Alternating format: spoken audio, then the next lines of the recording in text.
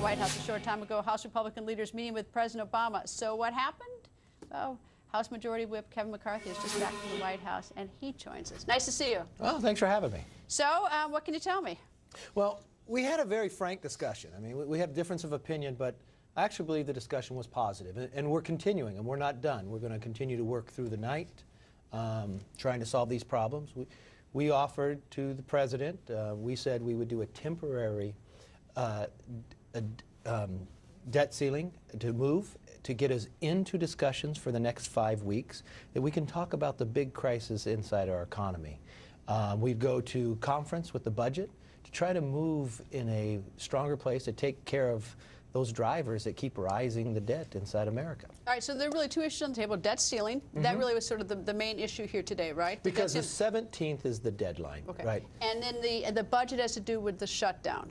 No. The shutdown is a continuing resolution. Well, That's but you're a continuing resolution because we don't have a budget, right? True, right? very okay. true, very true. I mean, that's why we have a CR. We finally got the Senate to write a budget. But they say that you wouldn't go to conference on the budget that they wrote. Everybody points back and forth. Lots of that. Look, so Paul Ryan, our budget chair, will sit down with Patty Murray. We'll put conferees together. We'll start working on those issues different. Now, remember, in the Senate, their budget never balances. Ours balances in 10 years. They raise $1 trillion in new taxes. So we're going to have a lot of arguments as we go through there, but we want to move that through. Now, when it comes to the continuing resolution, it's still there. That's what we'll continue to discuss with the president to try to move forward on. From what I understand, the debt ceiling is to keep the debt raised until November 22nd. Is that the deal? No, not November 20th. It'd be November 20th.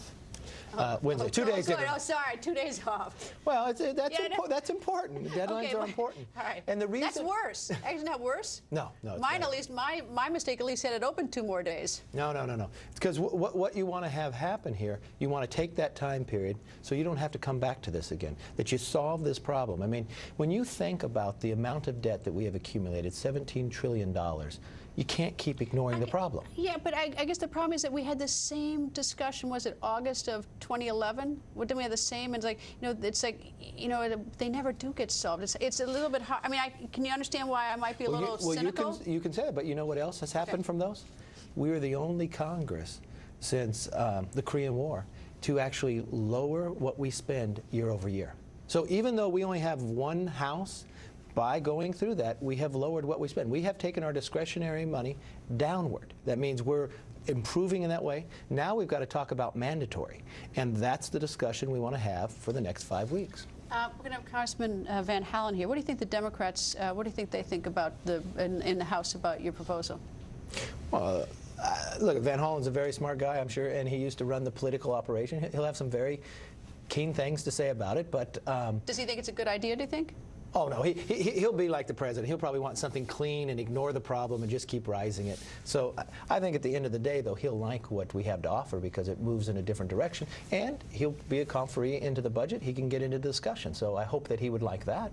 Well, I guess the big issue then, and maybe you can't answer this, I mean, if the president wants a clean one, he's not getting one under your deal. No, right? No. Yeah. So he's got to give, or you got to give, right? Somebody's got to give. Well, think of this. The president always says, no one gets 100% what they want. What we walked down today was a good faith effort and a movement. Did you give anything today beyond what you've set forth? No, we said we would do a short-term debt increase, go into budget negotiations, and for that time period, work on all those cost drivers that keep rising the cost of America and get us in we talked about tax reform, others. Now, when it came to the continuing resolution, we said we'll continue to talk to you about that. Did he have the attitude like, oh, well, this is a great idea, or did he say, or was he sort of like... You know what he said? What? He didn't say yes, and he didn't say no.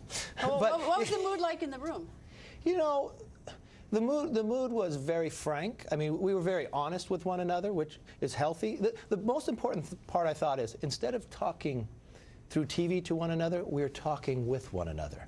And I thought that was very good. There's times that we have a fundamental disagreement, but at least we were working towards something. That's what we've been waiting a long time for. I think that's very important, too. In fact, I'm probably the only one who supports CODELs, where members of Congress travel together, because it's like, the talking together is so important. And probably the best thing that happened, I know the president wanted to invite everybody down. He hadn't been talking to anybody. We went down there with our leadership team and our committee chairs, and it was really a place where it wasn't for any theatrics. It was a honest discussion, and I thought it was very healthy. And the sign that we will continue that discussion, to me, is very positive. He didn't say yes, he didn't say no, but we're moving in a different direction, I feel. Congressman, nice to see you.